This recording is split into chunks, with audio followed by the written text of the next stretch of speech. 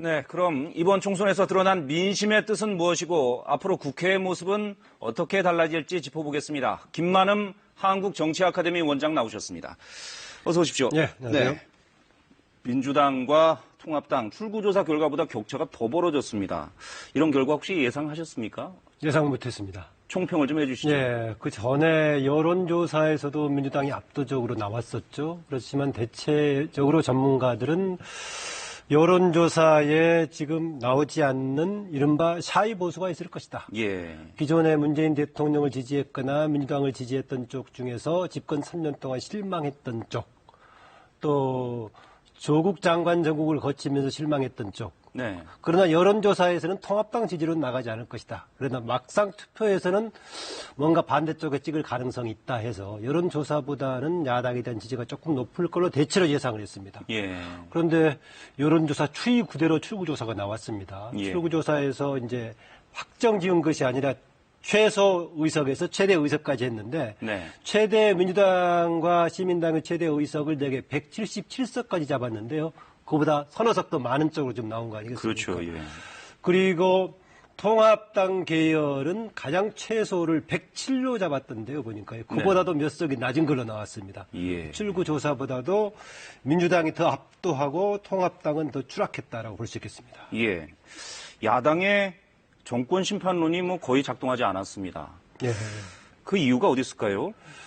크게 두 가지로 볼 수 있겠습니다. 하나는 이른바 코로나 정국이 압도했다라고 볼 수 있겠습니다. 네. 워낙 국민들의 생활을 지배했기 때문에요. 이것을 넘어서는 다른 쟁점들이 부각되기 어려웠고요. 더구나 국내외적으로 코로나 정국에 대한 감염에 대한 우리 정부의 대처에 대해서 국내외적으로 호평이 있지 않았습니까? 예. 플러스 점수까지 더해가지고 굉장히 전국 안정론이 힘을 실어줬고요. 그 다음에 정권 심판론이 힘을 받으려면은 심판의 주체인 야당에 대한 신뢰가 있어야 되는데 예. 그런 점에서는 야당의 제1야당인 통합당이 대한 세력으로서의 국민들에게 신망을 주지 못했다. 한편으로는 자멸한 측면도 있다. 뭔가 대한 세력이 심판의 주체로서 확실히 인정받았을 때 심판론이 작동을 할 건데 그 주체로서 인정받지 못한 코로나 정국과 대한야당의 자멸이 같이 맞물렸다고 볼 수 있겠습니다. 예. 심지어 이번에 코로나 사태를 겪으면서 투표율이 많이 낮아질 것으로 예상이 되기도 했었는데 오히려 투표율이 굉장히 높았습니다. 28년 만에 가장 높았다고 하고. 그렇게 유권자들을 투표소로 나가게 했던 힘은 뭘까요? 저는 코로나 사태 때문에 투표율이 낮을 거라는 저는 입장을 가지진 않았습니다. 네. 대다수의 이제 언론과 논평자들이 그것 때문에 조금 낮게 될 거라고 얘기했습니다. 프랑스의 경우도 그랬었고 조금은 낮을 수 있을 수도 있다. 그러나 저는 과거에 투표율이 낮게 되는 것이 다른 여행을 가거나 휴가를 가거나 이런 것이었는데 예. 자가격리를 하지 않더라도 준 자가격리 생활을 대부분의 국민들이 하지 않았습니까? 예. 그렇다면 밖에 나가 살 수 있는 것이 거의 투표 정도였기 때문에 오히려 투표할 수 있는 조금 유생 관련 환경만 제공이 된다면은 투표장에는 많이 갈 거다라는 생각했었고요. 거기에다가 이제 진영 간의 대결이 상당히 격화되면서 서로 간에 집결했던 측면도 있고요. 예. 그리고 탄핵 정국을 거치면서 전반적으로 국민들의 정치 참여 의식이 좀 강해졌습니다. 예. 심하게 보자면은 너무나 우리나라 사회가 정치적 오리엔테이션이 과잉돼 있지 않느냐 할 정도로 정치적인 참여 의식이 강해졌다. 그래서 한 두세 가지가 같이 결합돼서 근래 총선으로서는 가장 높은 66.2%가 나왔습니다. 정치 참여 의식이 굉장히 강해졌다. 그런 말씀이시고. 그런데 최근 민주당이 최근 치러진 선거에서 민주당이 4연승을 했습니다. 이것도 사상 처음이라고 하는데 그래서 한국의 민심의 지형도 자체가 다수의 진보, 소수의 보수 이런 식으로 좀 굳어지는 게 아니냐 이런 분석도 있습니다. 어떻게 생각하십니까? 바로 한 3, 4개월 전만 해더라도요. 몇 개 조사에서 보수하고 진보가 거의 국민들의 분포도에서 비슷한 상황이 나왔습니다. 네. 이건 상당히 유동적입니다. 보수를 진보한다는 정당 세력에 대한 신망이 높으면 보수가 확산이 되는 거고 진보를 대변한다는 세력에 대한 정당이라든가 세력의 신망이 높은 그쪽이 많아지는 겁니다. 그래서 2006년 말 7년의 경우에는 참여정부 말기 때는 진보가 아주 축소가 된 적도 있습니다. 그런데 근래 3, 4개월 전까지는 상당히 균형을 이뤘는데 지금은 아주 몰락했죠. 만약에 현재처럼 집권 여당의 180석을 차지하는 이런 수준이 지속된다면은 이것은 양당 경쟁 체제가 아니라 정치학 교과서에 나오는 1.5당 체제가 될 수도 있습니다. 1.5당 대 0.5당. 예, 그게 일본이 1955년 이후에 자민당 독주 체제가 계속될 때 예. 다당제이긴 하지만은 한 당이 독주하고 나머지는 일당과 경쟁도 안 되는 체제인데 만약 이게 앞으로 계속된다면 우리나라도 한때 일본이 경험했던 지금 일본이 이제 경쟁 체제로 돌아섰습니다만은 물론 최근은 또 자민당 독주가 계속되고 있고요. 예. 그래서 혹시 한때 일본이 경험했던 1.5당 체제가 될 수 있지만 어쨌거나 지금은 21대 총선 직후의 상황이니까는요. 이후에는 모르겠습니다. 어쨌든 간에 탄핵 전후를 거쳐가지고 이번 21대 총선까지 현재의 민주당 계열, 진보 계열이 압도했던 것은 분명해 보입니다. 네. 총평을 지금 해보고 있습니다. 지금 결과를 그렇고 보면 제3당은커녕 아예 군소정당 자체가 거의 다 사라지다시피 했습니다. 물론 정의당이 6석을 확보할 것으로 예상되고 있습니다만은. 자, 지금의 이런 상황을 낳은 연동형 비례대표제 말이에요. 예. 이건 아무래도 손을 좀 봐야 되지 않겠습니까? 그렇습니다. 전에 제가 이 시간에 선거 전에 나왔을 때 그런 얘기 했습니다만은요. 사실상 애초의 목적이 좀 반영이 안 된 지금 준연동형입니다. 예. 가장 1차적인 목적이 뭐였냐면은 소선거구제에 사표가 많이 나오기 때문에 이걸 어떻게 수렴하자라는 건데 소선거구 지금 253개를 그대로 유지한데 1등만 당선되고 2등 사표, 2, 3등 나머지 사표는 지금 그대로 남아있는 거죠. 예. 대신 이제 비례를 확대시킨다면은 그만큼 소선거구제의 비율이 작기 때문에 사표의 비중이 작을 거다 했는데 비례도 확대도 안 했단 말이죠. 그런 상황이고요. 예. 그나마 다른 이제 간접적인 방법으로 배분 방식에서 전체 의석수에 연동시켜서 배분하자라는 것 때문에 정의당을 비롯한 소수 정당이 기대를 했죠. 그런데 47석에 초점이 되지는 정당 투표를 가지고 300석을 기준으로 배정한다는 것이 논리적으로나 제도적으로 타당한가에 대해서는 근본적인 문제가 제기됩니다. 네. 그리고 또 하나 이제 비례대표 확장이 대안으로 많이 제시가 돼 왔는데 비례대표는 개별적으로 출마하는 것이 아니라 정당 추천을 통해서 출마하는 거 아니겠습니까? 예. 그래서 만약에 우리나라 정당들이 국민의 여론이라든가 의견을 잘 반영하는 정당 체제로서 칭찬을 받고 있다면 괜찮은데 최근의 선거 과정에서 보았다시피 정당에 대한 불만들이 굉장히 크죠. 그런데 그런 정당들이 비례 추천하는 것을 찍을 수밖에 없는 네. 자발적인 선택이 아니라 강요된 선택이 확대가 된다면 그것 또한 문제이기 때문에 이번에 어쨌든 간에 이번에 처음 치르긴 했습니다만은 준연동형 비례제는 근원적인 재검토가 필요하다라는 게 저의 생각입니다. 네, 그렇군요. 21대 국회에서도 선거제 개혁 문제가 다시 한번 좀 불거질 가능성이 있겠네요. 그렇죠. 예. 자, 지역별로 한번 보죠. 먼저 수도권부터 보겠습니다. 유난히 경합 지역이 많았는데 뚜껑을 결국 다 펼쳐놓고 열어보니까 여당 승리로 끝나는 곳이 대부분이었습니다.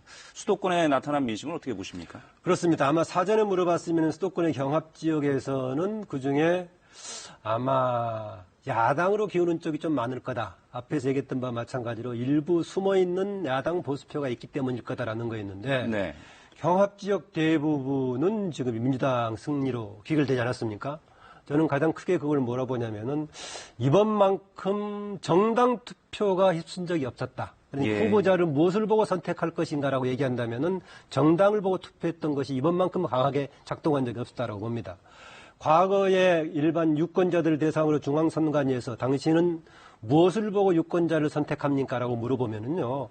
후보자 인물 능력과 그다음에 예. 정책 정도가 되고 세 번째, 네 번째가 정당이 됩니다. 예. 표시는 그렇게 하지만 물론 가장 중요한 요소는 역시 정당이었을 겁니다. 당시에도요. 네. 뭐 인물도 어느 정당 소속이냐가 될 거고 정책도 정당에 따라 다른 거 아니겠습니까? 그러겠죠. 예. 그랬는데 이번에 중앙선관위에서 조사한 걸 보면은요. 가장 무엇을 보고 후보자를 선택하냐라고 물어보면은 1번이 정당이었습니다. 그러니까 실제로도 정당을 보고 해왔을 뿐만이 아니라 이번에는 노골적으로 정당을 보고 투표했다라는 겁니다. 예. 그건 이제 최근에 뭐 그런 경향도 있는데다가 실제는 효과를 못 봤지만은 준연동형이 되면서 정당이 계속 언론을 통해서 호명이 됐습니다. 예. 개별 후보자는 지금 코로나 전국 때문에 별로 점검할 기회를 못 가졌고요. 그런 점에서는 정당 투표가 이번에 휩쓸었고 정당의 바람이 민주당을 중심으로 불었다라는 겁니다. 제가 그런 표현이 어떨지 모르겠습니다만 팬데믹은 좀 안 좋은 데 쓰는 것이기 때문에 코로나 팬데믹이 있었다면은 이번에 정당 투표에서는 뭐 민주당 토네이도가 있었다 할 정도로 네. 당의 힘입니다. 어떤 경우에는 무슨 뭐 대변인대 전 서울시장 출신 이런 뭐 대결 구도를 만들기도 합니다만은 그런 개별적인 대결 구도보다는 민주당이라는 당의 토네이도 같은 바람이 휩쓸고 그 속에서 개별 후보자는 당선이 됐다고 볼 수 있겠습니다. 예. 코로나 사태를 거치면서 민주당 바람이 불었고 인물로는 작용할 수 있는 여지가 뭐 거의 없었다. 예. 이런 말씀이시고. 자, 다른 지역의 경우 보면 대구 경북은 뭐 역시 미래통합당이 다 가져가고 호남은 이번에는 민주당이 싹쓸이했습니다. 이렇게 지도를 놓고 보면 한쪽은 완전히 핑크색이고 한쪽은 완전히 파란색으로 그렇게 바뀌었습니다. 지역구도가 더 강화된 것 같습니다. 그렇습니다. 그 지역적인 편중성이 더 강화됐죠. 되게 영남권의 경우에는 사전 여론조사에서도 되게 그렇게 예측을 했죠. 지난번에는 10석에서 경남북 그러니까 PK, TK를 합해서 10석대 또는 12석까지를 확보했는데 그걸 교두보로 해서 이제 완전히 서로가 이제 비등하게 갈 거다라고까지 했는데 문재인 정부 들어서고 나서 그 지역에 상당히 지지도가 떨어졌습니다. 그러다 보니까 현상 유지가 어려울 것이다라는 게 대체적인 진단이었고요. 그런 방향으로 나갔습니다.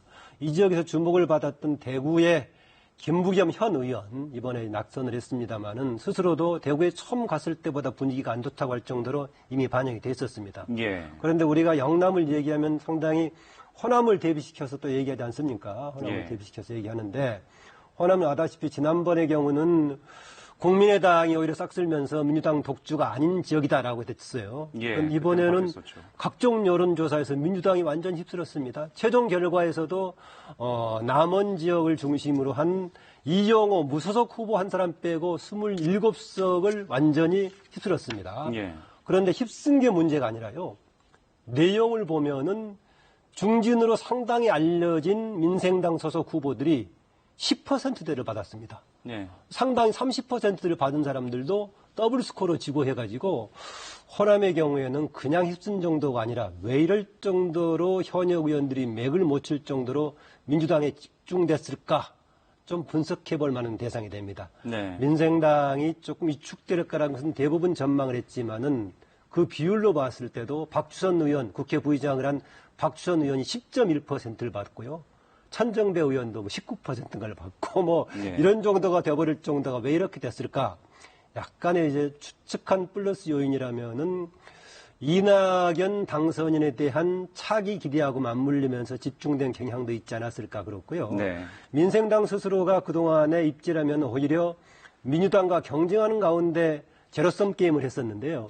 이번은 오히려 문재인 정부를 돕겠다, 또 이낙연과 함께하겠다라고 하면서 제3당으로서 왜 있는가에 대한 존재감 자체를 자충우돌해가지고 그 역시 민생당 스스로가 자초한 면도 있습니다. 뭐 다른 당들이 좀 스스로 자초한 면도 있겠습니다만은 어쨌든 양강 구도로 이렇게 지역주의가 강화되는 것은 정치적으로는 그렇게 바람직하지는 않은 게 아닌가 하는 생각이 듭니다. 예, 그 양강 구도뿐만이 아니라 사실은 그보다는 더 문제가 지역적으로 한 당이 독주하는 게 더 문제입니다. 근원적으로는. 만약에 지역에 따라서 정치 성향이 다르다면 불가피하게 이쪽은 진보 성향이 강할 수밖에 없고 저쪽은 좀 보수 성향이 강할 수밖에 없고 어느 나라에서 그건 있는 겁니다. 그런데 문제는 그 지역에서 한 당이 독주하고 있다면은 민주적인 경쟁 체제가 무너지는 거 아니겠습니까? 그런 점에서 좀 우려를 하는 거죠. 그래서 지역적인 특성 자체를 적당히 보수, 진보, 적당히 섞으라고 강요할 수는 없는 거 아니겠습니까? 성향이니까. 그렇죠. 그 점에서는 일당이 독주하는 체제가 문제라는 점이고 그래서 그걸 개선하기 위한 그동안의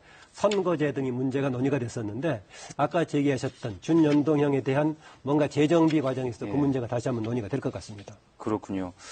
자, 다른 지역, 강원도의 경우는 뭐 전통적인 보수 지역이었고 충청도는 모든 선거에서 균형추 역할을 하는 그런 지역이었는데 이번에 나타난 민심은 어떻게 보십니까? 대전의 경우에는 좀 민주당으로 쏠리는 경향이 있었고요. 다른 지역은 적당하게 좀 균형추 역할을 했습니다. 제가 봤을 때 이런 얘기하면은 지역별로 어느 것이 지역의 이익에 가장 바람직한가에 대한 논의를 하는데요. 가장 이익이 되는 지역 전략은요. 서로의 정당들이 경쟁하게 했을 때 가장 지역에 이익이 됩니다. 한 정당이 독주하게 되면은 국민들한테 그 지역의 주민들한테 호소하려고 경쟁을 하지 않습니다. 흔히 이야기하는 잡아놓은 새가 되는 것이니까 잡아놓은 닭이 되니까요. 그 점에서는 충청의 경우에는 보수와 진보 정당, 여당과 야당이 경쟁하면서 지역의 이익을 극대화시킬 수 있는 그런 방향으로 가고 있습니다. 다만 대전의 경우에는 7개 의석 중에서 제가 다시 한번 확인해 봐야겠습니다만 6개를 민주당이 흡수는 그런 결과로 나왔습니다. 네, 앞으로도 충청권이 중요한 캐스팅 보트를 쥐는 그런 지역이 될 가능성이 좀 있어 보입니다. 예. 자, 어쨌든 거대 여당이 탄생을 했습니다. 앞으로 문재인 정부의 국정 운영이 굉장히 탄력을 받게 되겠죠. 예, 국정 운영의 탄력은 당연히 받을 겁니다. 그런데 정말 새로운 실험입니다. 이걸 어떻게 봐야 될지. 문재인 정부의 힘을 받는 국정 운영을 위한 사람은 대단히 박수를 칠 겁니다. 또 그동안에 통합당의 일부 세력에 대해서 굉장히 못마땅했던 사람들은 선거를 통해서 그것을 정비하는구나 하는 마음도 줬을 겁니다. 일부 또 특정 정치인들이 싫어했던 사람은 좀 그만 바꿔주라 했었는데 자신들이 스스로 정당에서 바꿔주지 않으니까 결국은 국민들이 투표를 통해서 바꿔줬구나 이런 환호도 하긴 할 겁니다. 네. 그런데 지금 우리나라 국정 운영의 방식이 여당은 대체로 대통령 따라가지 않습니까? 그런데 대통령을 따라갔던 여당이 국회에서 5분의 3 이상을 차지하고 있다면은 국회가 분권적인 기능을 어떻게 행사할 것인가? 예. 새로운 모델입니다, 지금요. 새로운 한번 모델이어서 지켜봐야 되겠군요. 어떻게 할 것인가 예. 굉장히 좀 이제 생각해 볼 부분입니다. 역대 참고로요. 예. 우리나라에서 집권 여당이 이만큼 가진 적이 없습니다. 네. 딱 유일하게 집권 여당인 민주당, 과거의 민주당이 75%를 차지한 적이 있었는데 그때 언제였느냐? 4.19 직후에 자유당이 완전히 무너진 상태에서 민주당 독주체에서 치렀던 데가 75% 민주당이 치렀던 그 다음이에요. 그랬었군요. 그리고 지금 이번에 지금 180석 범 지금 이제 민주진영까지 합한다면 더 늘어나는데 이런 상황에서 정말 어떻게 할지 저는 딱 하나 주문하고 싶습니다. 그 이번에 주목을 받았던 이낙연 당선자가 후보 시절에 막판에 지금 민주당의 뭐 교만, 오만 논란이 나왔지 않습니까? 예. 그러면서 선거에서 유권자들에게 절대 겸손해야 된다. 덧붙이는 말이 뭐였느냐? 선거 이후에도 겸손해야 된다라는 얘기했던 부분을 다시 한번 강조해드리고 싶습니다. 예, 알겠습니다. 어쨌든 여당이 뭐 굉장히 강력한 주도권을 쥐게 됐습니다. 시간은 많지 않지만 미래통합당 얘기는 좀 하고 끝내야 되겠습니다. 예. 미래통합당은 지금 지도부 전면 교체랄지 이런 것도 불가피해졌습니다. 앞으로 행보 어떻게 보십니까? 그렇게 될 수밖에 없습니다. 아까 제가 앞서 말씀드렸다시피 그동안에 사실은 탄핵 이후에 어떤 식으로든 정비가 됐어야 되는데 애매하게 왔었죠. 애매하게 온 상태였는데 이번은 선거를 통해서 21대 총선이 보수 정당을 개편할 수밖에 없게 만드는 그런 상황입니다. 주요 잠재적인 대권 주자 범위에 들 수 있는 사람들이 많이 이번에 탈락했지 않습니까? 예. 중진들 탈락했고 하는데 그나마 살아남은 홍준표 전 대표라든가 김태호 무술로 나간 김태호 두 사람에다가 나머지 사람들이 다시 이번에 지도부 구성에 참여할 가능성이 있어 보이고요. 또 하나 오히려 본인한테는 행운이라고 해야 될지 모르겠지만은 유승민 의원 이번에 불출마 선언하고 선대위도 공식적으로 참여하지 않은 채 밖에서 지금 지원 활동만 했는데요. 이번에 공식화되면서 다시 활동할 계기가 있습니다. 근원적으로 아마 지도부가 재편이 되면서요. 새로운 인물들도 충원할 것인데 과연 지금 선거가 아닌 시점에 정당들의 사람이 얼마나 충원될 것인지 쉽지 않은 고민 같고요. 네. 또 개별 인물 한 사람을 얘기하자면은 공천 이후에 막판 선대위원장을 맡았던 김종인 전 의원. 예. 혹시 다시 내가 조금 일찍 했더라면 아쉽다라고 하면서 통합당 재편 과정에서 어떤 역할을 하려고 참여할 개연성도 없지는 않다라고 봅니다. 네, 알겠습니다. 보수당 입장에서는 앞으로 보수개혁의 후폭풍이 좀 주요 이슈가 될 것으로 보입니다. 알겠습니다. 지금까지 한국정치아카데미 김만웅 원장이었습니다. 잘 들었습니다. 네.